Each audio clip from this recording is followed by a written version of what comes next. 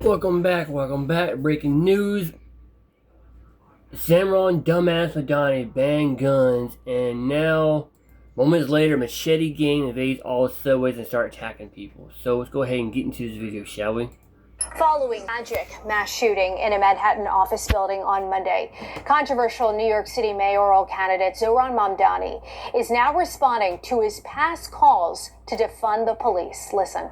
My statements in 2020 were ones made amidst a frustration that many New Yorkers held at the murder of George Floyd.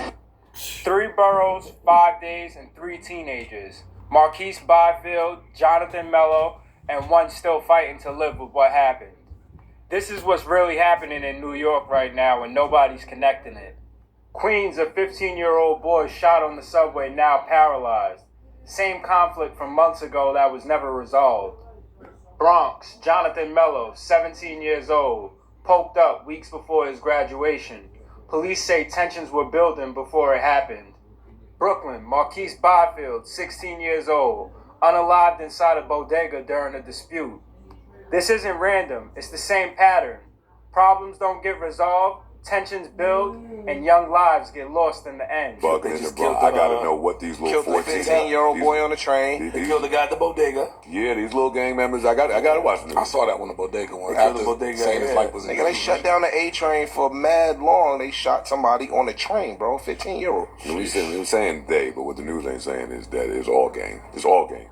And actually, the news is saying that sometimes. No, they said but with that. the train one, I didn't hear that. No, they said that. That was this morning. Yeah, Rest in peace to that kid. Yeah, we're in the bodega owner, I believe it was, on the Lower East Side, right? Yeah. Things are getting very crazy in New York City, ladies and gentlemen. Right now, it is official after Mayor Mamdani took office in New York City. The subways, murders have surged up to 300% and robberies have increased to 28% via New York Post. And right now, we got to go and check in on the machete gangs and machete crimes happening all over New York City after Mamdani again really not seeing eye to eye with the NYPD. Tonight, New York City's Grand Central Terminal, the scene of a bloody attack. Police say a man armed with this machete randomly slashed 3 people on 2 separate subway platforms Saturday morning. Police already at the station then confronted the man. Was behaving erratically, repeatedly stating that he was Lucifer. The individual refused to comply with at least 20 orders to drop the knife. When he began to walk towards the officers, still armed, one officer shot him twice, according to the NYPD. Officers attempted to resuscitate the suspect, but he was later taken to a hospital and pronounced dead. New York City Mayor Zohran Mamdani saying in a statement that 3 victims were taken to the hospital and are thankfully in stable condition. The suspect identified as 44-year-old Anthony Griffin, who police say had 3 prior arrests, though they did not disclose for what crimes. It's just one of several shocking incidents on the transit system in recent years, from a man shoved in front of a moving train to a sleeping rider set on fire. And this literally just happened. This is chaotic footage. Shows rival gangs battling each other with machetes and long knives in Brooklyn, New York. Now, I'm not going to show this video for many different purposes, but I promise you, you can find the video all over X.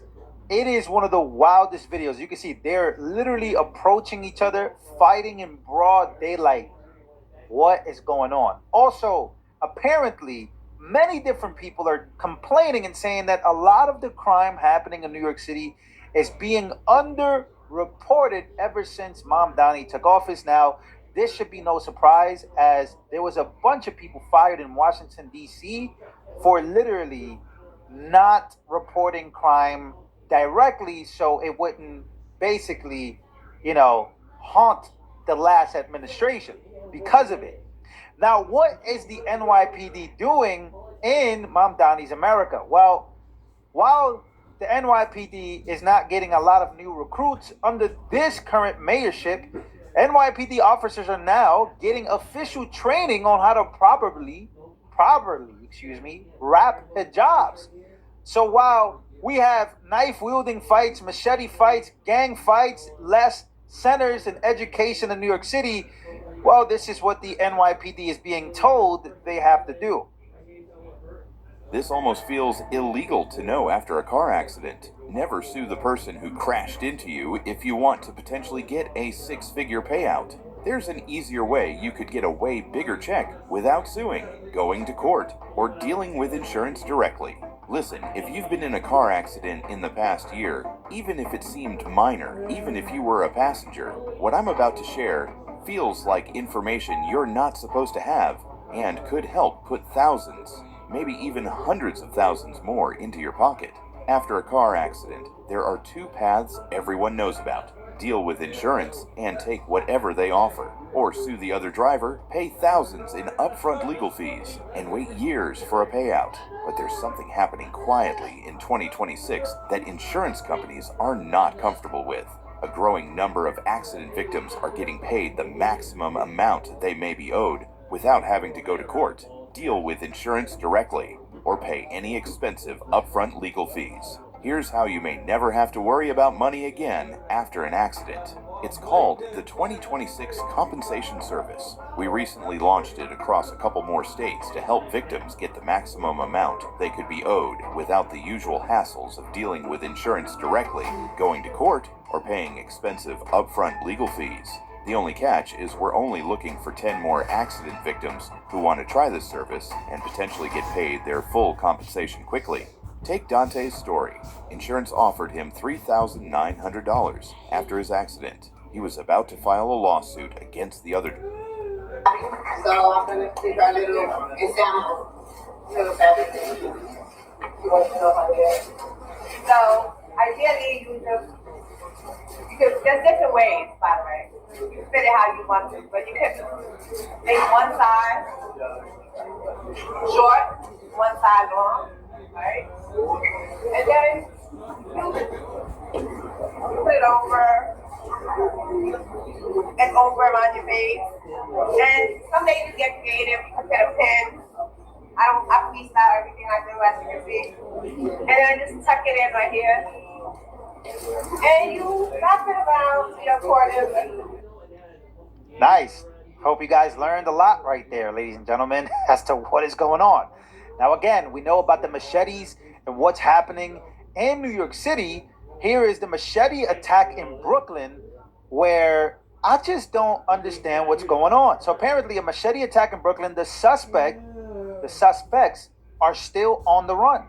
Yeah, that's right. We're on Fifth Avenue, and I can tell you up and down the street here, there are businesses all around. This is where police say that man was attacked yesterday, and we heard from a police source that the weapon used was a machete. Investigators tell us this happened just after 4 p.m. right here on Fifth Avenue. A 34-year-old man was on the sidewalk when he was slashed in the back after some kind of an argument broke out. He was taken to the hospital, and we're told he is stable. Police say the people responsible, they ran off and haven't been caught since. Right now, investigators are trying to figure out what led up to this and why it turned so violent. Now, people who live in this area say this isn't something they're used to seeing. It's terrible. I mean, we're a pretty safe family neighborhood, but clearly we need to build our sense of community and work with the local elected officials to make it safe for everyone. And police are now looking for the two men who ran off. One was last seen wearing all gray with a backpack. The other had on a black hoodie and a cross-body bag. Police say one of these likely have that machete. If you have any information, you're actually... So,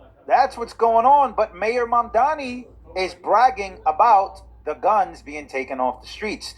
Over the last 4 years, we've delivered safer streets for New Yorkers, and today we're announcing another public safety win for our city's residents, he says. The brave women and men of the NYPD have removed a lot of illegal guns, about 25,000. But now there is a rise in subway crime, machete crimes. So are guns the problem, or are people the problem? Many different people are also saying that this is beginning to remind them of what the UK, the United Kingdom, looks like.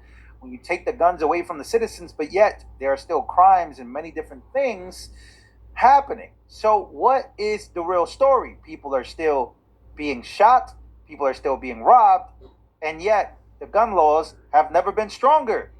But you still have machete war fights breaking out in broad daylight and everything happening. Subway crime at an all-time high, up over 300%.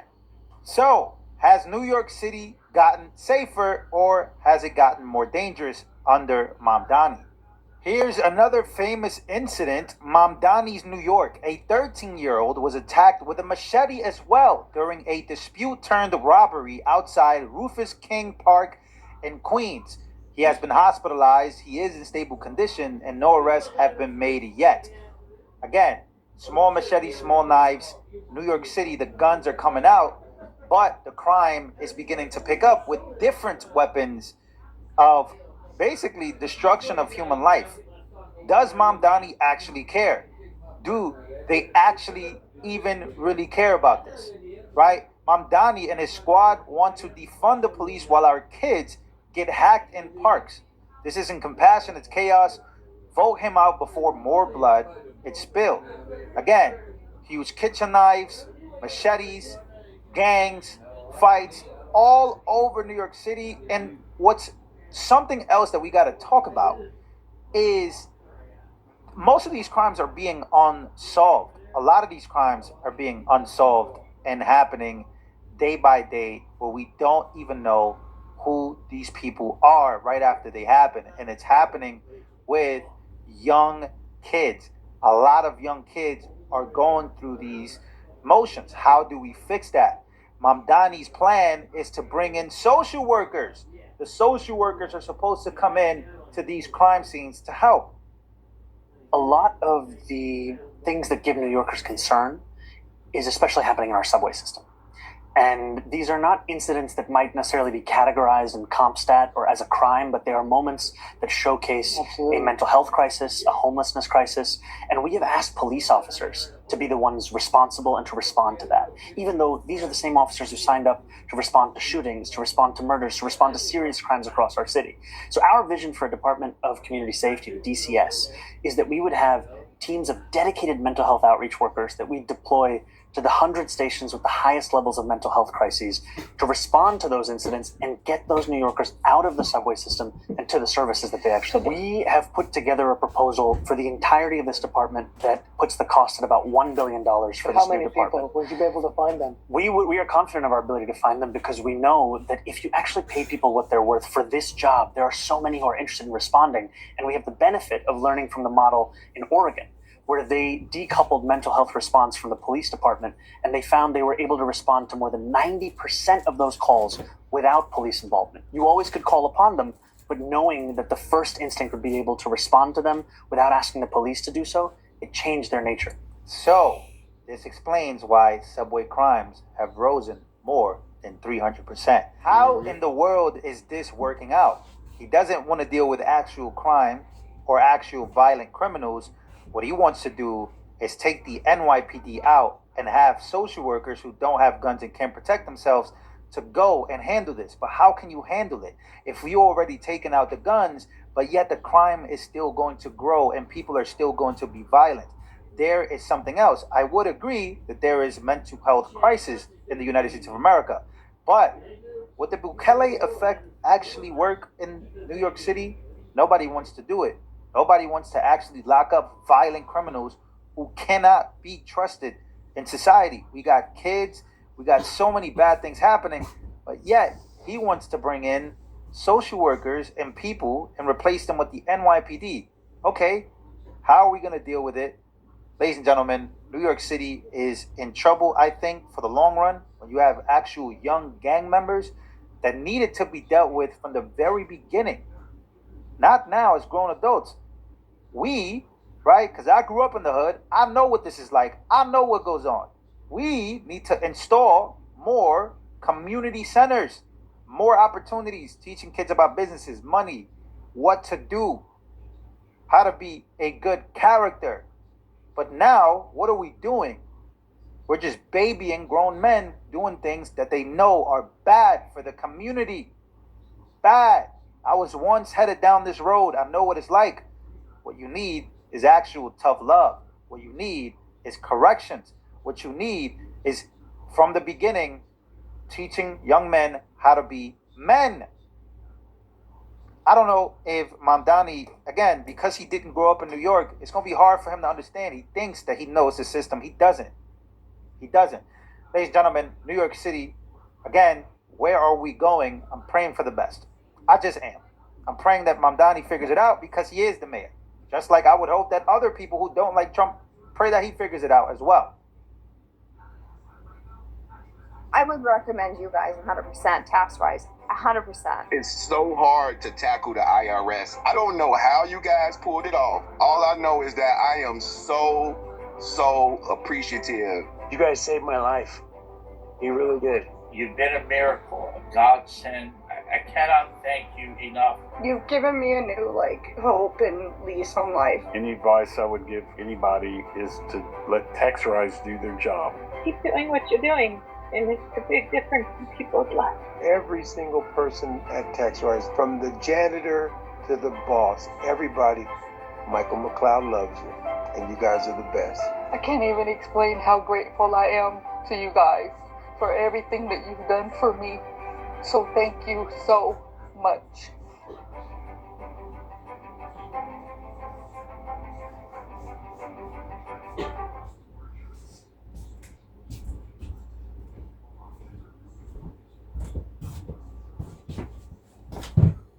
Apply now.